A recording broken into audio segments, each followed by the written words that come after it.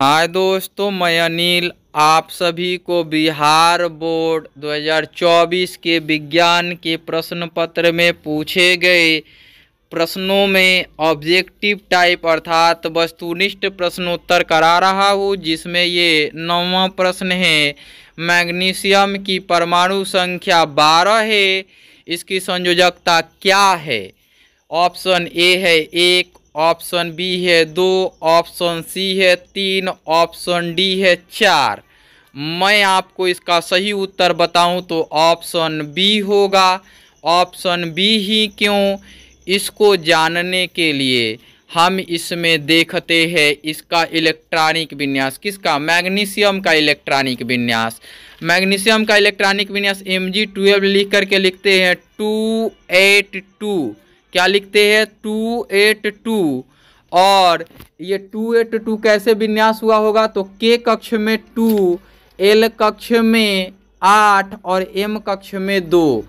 हम जानते हैं कि K कक्ष में अधिकतम इलेक्ट्रॉनों की संख्या 2 होती है, L कक्षों में अधिकतम इलेक्ट्रॉनों की संख्या 8 होती है और M कक्ष में अधिकतम इलेक्ट्रॉनों की संख्या 18 होती है। ऐसा क्यों? तो आप 9th में ही पढ़ चुके हैं कि 2n² द्वारा कक्षों में इलेक्ट्रॉनों की संख्या निर्धारित होती है। तो पहले कक्ष में 1 और 1 का स्क्वायर गुणा करेंगे तो इसमें 2n² तो 2 और 1 का स्क्वायर 1 तो 2 होगा, और दूसरे में दूसरा के लिए 2 का वर्ग करेंगे तो 4 होगा, 4 दूना का 8 होगा, और तीसरे के लिए वर्ग करेंगे 3 का वर्ग तो 9 और दूना 18 हो जाएगा। इस प्रकार से आपको समझ आया होगा कि क्यों 2 8 2 लिखे गए, क्योंकि इसमें अधिकतम इलेक्ट्रॉन 12 होंगे। परमाणु जितनी होती हैं, परमाणु संख्या जितनी होती है उतने प्रोटॉन होते हैं, और प्रोटॉन की संख्या जितनी होती है उतने ही इलेक्ट्रॉन की संख्या होती है। तो इस प्रकार से समझ आया होगा आप सभी को कि इनके कुल जो दिए गए हैं वो 2 8 2 के रूप में विन्यास होंगे, और इनके बाह्यतम कक्ष में जो इलेक्ट्रॉन है वो 2 है, और 2 होने के कारण इनका संयोजी इलेक्ट्रॉन 2 होगा, क्योंकि बाह्यतम कक्ष में उपस्थित इलेक्ट्रॉन को संयोजी इलेक्ट्रॉन बोलते हैं। और किसी भी परमाणु की संयोजकता उसके संयोजी इलेक्ट्रॉन द्वारा ही निर्धारित होती है, तो ये भी देखेंगे। और शेष सभी इलेक्ट्रॉनों को कोर इलेक्ट्रॉन कहते हैं। क्या कहते हैं? कोर इलेक्ट्रॉन कहते हैं।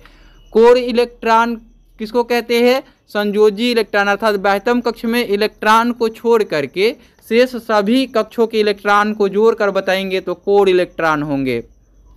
अब आगे इसका समझ पढ़ते हैं कि संयोजकता का निर्धारण संयोजी इलेक्ट्रॉन द्वारा होता है। ये मैंने पीछे बताया है आपको अभी।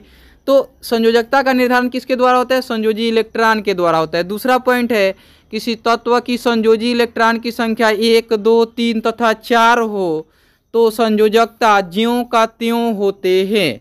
कैसे? क्योंकि 1 होगा तो उसकी संयोजकता 1 होगी, 2 होगा तो 2, 3 होगा तो 3, 4 होगा तो 4।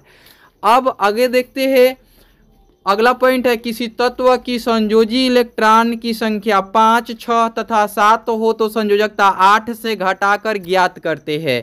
अर्थात 5 होगा तो उनकी संयोजकता 3 होगी, 6 होगा तो उनकी संयोजकता 2 होगी, अगर 7 हुआ तो उनकी संयोजकता 1 होगी। इस प्रकार से उम्मीद है कि आपको समझ आ गया होगा कि यहाँ 2 है, 1 2 3 4 तो ये बदलते नहीं है, तो 2 है।